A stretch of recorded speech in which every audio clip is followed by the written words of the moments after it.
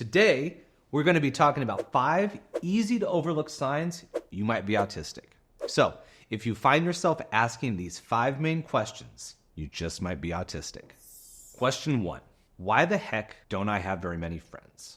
The truth is, most autistics have a difficult time making and keeping friends. And there's a few reasons for this. The first is, hanging out with a group of people can be challenging. A lot of times, social situations involve more than one person. Autistics generally do fine when it's one-on-one, but it gets a little bit tricky-dicky when we bring in more people into the mix. And for me, it's challenging because of the unpredictability. There's just so many different people talking. There's so many different things that can happen. It's all a little bit overwhelming and sometimes a little bit confusing. So that can cause problems. The other thing is, oftentimes when autistics are out with groups of people, we have to mask. And masking can get very tiring very quickly. So oftentimes what happens for me is if I'm out in a group setting, there's multiple people, there's going to be a point during that outing where my body is just going to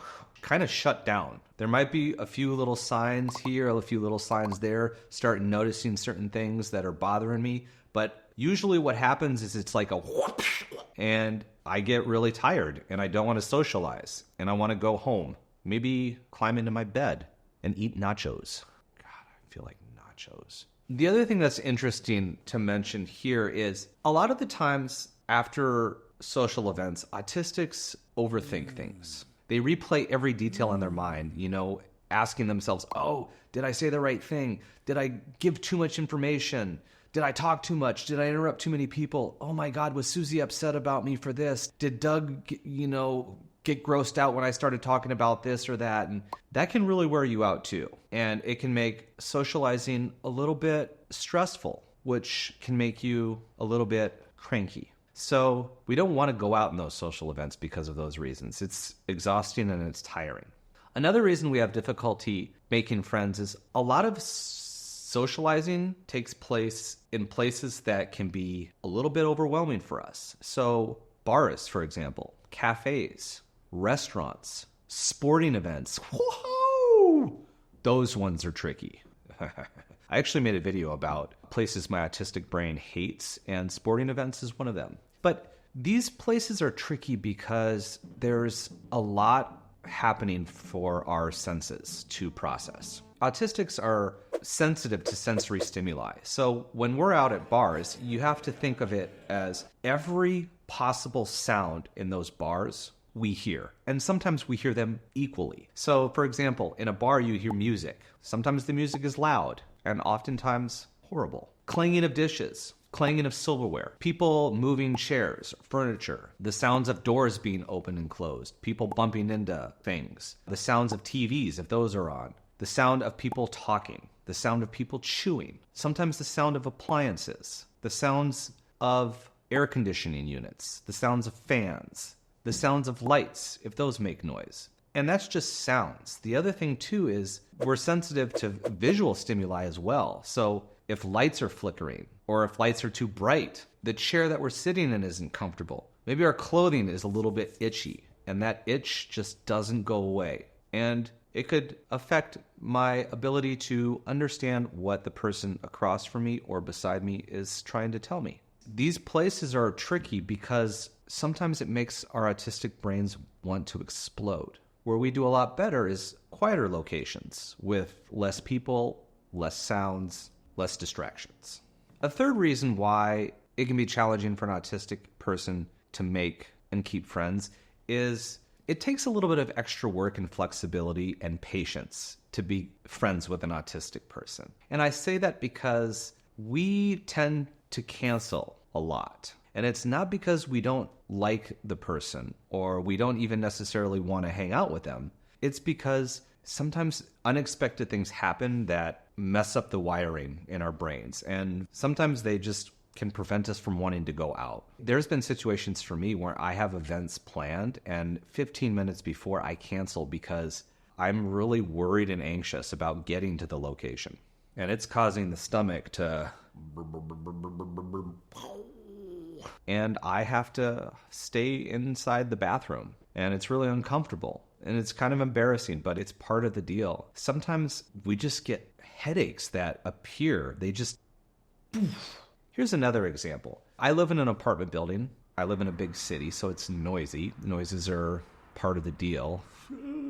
But sometimes my neighbors upstairs will drop things, and the suddenness of it is so startling to me that it can hurt my body a lot. Sometimes it leads to just intense headaches. And it might not even be just the neighbors dropping something. It could be a combination of other things. Maybe my doorbell was rung from the post guy and it was unannounced, and that really startled me. And then the neighbors dropped something. And then all it would take maybe is one other thing to happen, and I'm out of business. I am closed for the day because my body hurts, and that's part of being autistic. So what that means is our friends have to be a little bit patient with us and understanding. So the other thing that's kind of interesting is we can go longer periods of time without contacting our friends.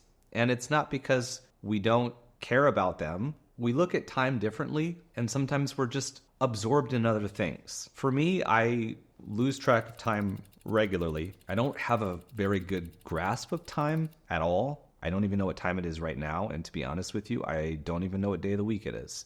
But we were perfectly okay just out of the blue messaging our friends and saying, hey, what's up? What's going on? And sometimes people get irritated with us. I've had friends that were like, dude, I haven't heard from you in like 3 or 4 months. What's up? What's your problem? I was building a wooden globe, and it took a little bit longer than I thought. Sorry. But sometimes people get irritated to the point where it's not worth it to them. They don't like that. They need more direct and consistent contact, and so they stop being our friends. And the other reason our friends have to be patient is, at least for me, my friends, they kind of have to come to me. They have to hang out with me on my terms. And that means there's a lot of places that are sometimes off limits to go, that are frequently off limits to go. And that includes loud, noisy places. That includes crowded places. I'd rather not go because I don't want it to destroy my body. I don't want to spend 4 hours diarrheaing on the toilet. Diarrheaing. God, what a horrible word. Question number 2. Why do I always feel so darn tired? There's a couple of reasons for this. Being autistic it's no walk in the park. We get tired. A lot of it has to do with masking. And we do that because when we act the way that we are supposed to act, the way that our brains are telling us we're supposed to act, we aren't treated very well. We're labeled as weird. Sometimes we're told our behavior is inappropriate. We need to correct it. We need to change it. People move away from us. So we learn to mask. But masking is challenging because we're actively thinking in our brains how we're supposed to act. It doesn't come natural for us. So that can be very tiring. It's not easy to constantly pretend, I guess. And then after a while, we just think that this whole pretending act that we do, this whole masking thing, is normal. But we're still constantly having to think about what to say, what not to say. Are we doing it right? We're watching people. We're paying so close attention about what they're saying, consciously thinking, oh, don't give too much information, or,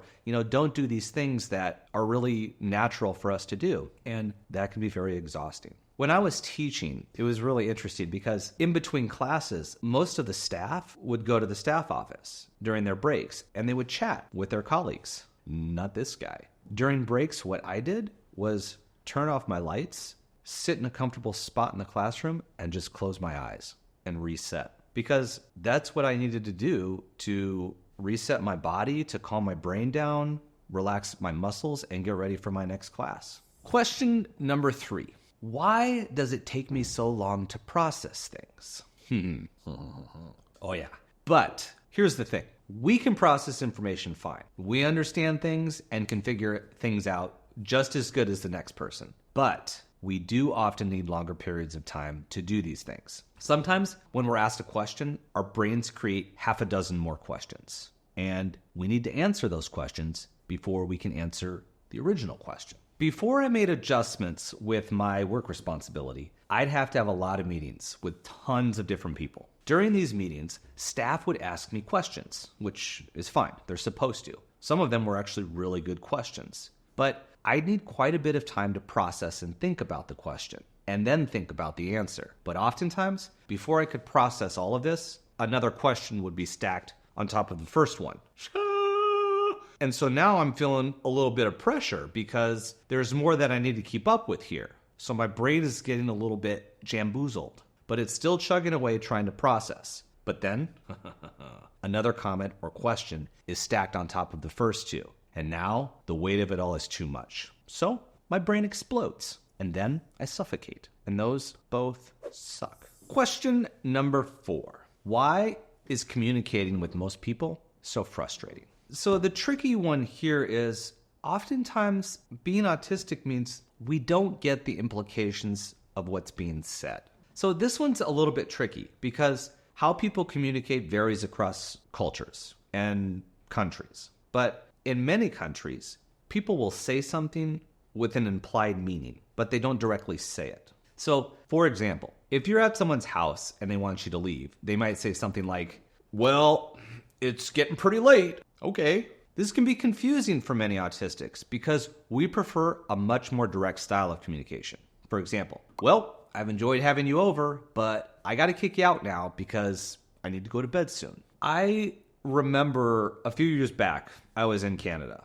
I was in Vancouver, and we were shopping for a bunch of books for one of our school's libraries. And we had this huge collection of books. They were all boxed up, and we were getting them shipped by ocean back to Taipei. In order to get them to the ocean, the port, for them to be shipped onto the boat, we needed a driver to come pick them up and take them there. So this driver guy comes and shows up, and I bring him up the stairs to where all these boxes were, and I grab a box, and he grabs a box, and then we head down. These boxes, I'm not going to lie, they were heavy. They were very heavy. I probably should have gotten smaller boxes. But anyway, down the stairs we went. Boom, boom, boom, boom, boom. And I got down there where his big truck was, turned around, and he was still lumbering down the stairs. By the time he got to me, there was a fair amount of heavy breathing. I don't think he was in the best of shape. But anyway, we put the box on the back of the truck, and I'm turning around to head back up the stairs, and he says to me, you know, I just had back surgery 6 weeks ago.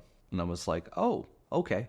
And then I kind of waved to go up the stairs, and he's looking at me a little bit strangely, but he goes up the stairs. When he gets into our place, he makes another comment about how the surgery wasn't that long ago. It was only 6 weeks ago, and it was, you know, it really messed up his back or something along those lines.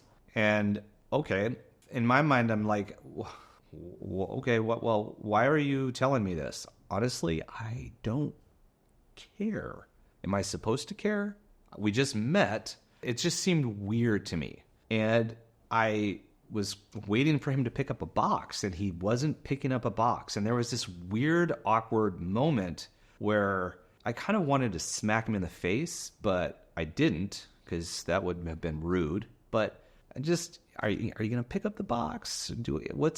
Buddy, what's happening here? What's going on? My wife finally stepped in and she said, hey, honey, I think he just had surgery and his back is sore, so I don't think he's going to be able to lift up these boxes with you.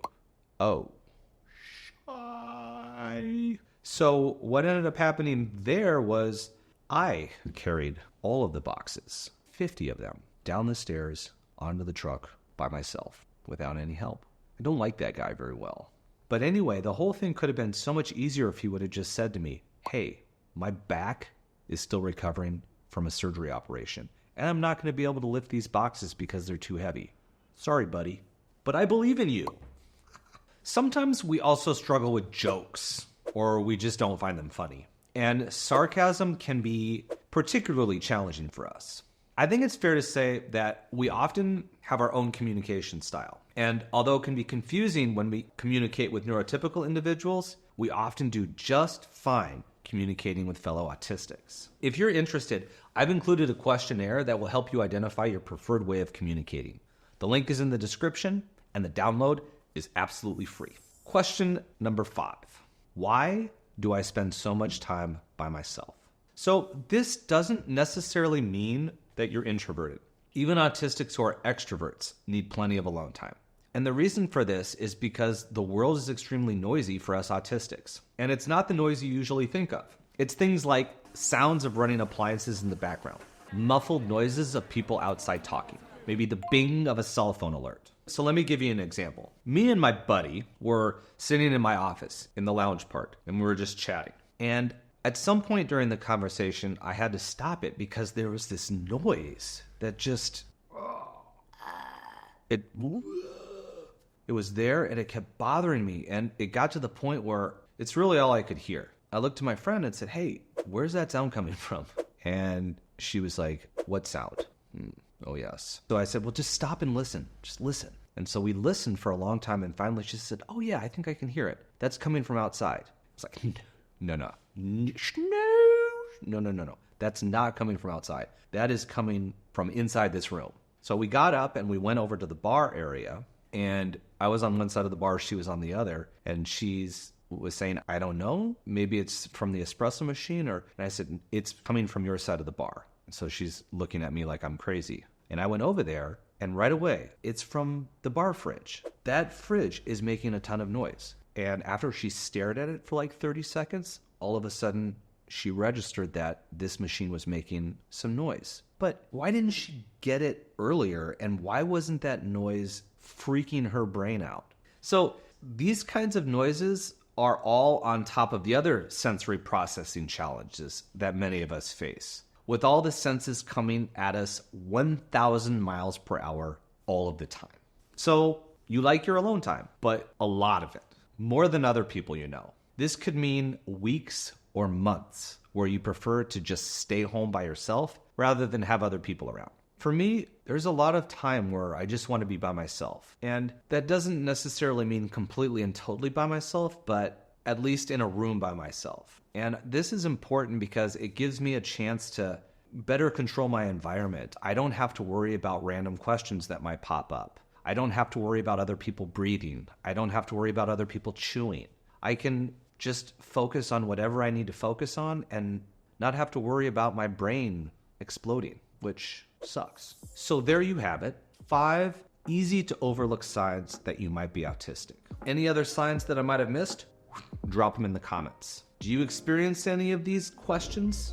Do you experience any of these signs? Maybe all of the signs? Let me know in the comments. That's a wrap. We're all done. I'm going to bed now.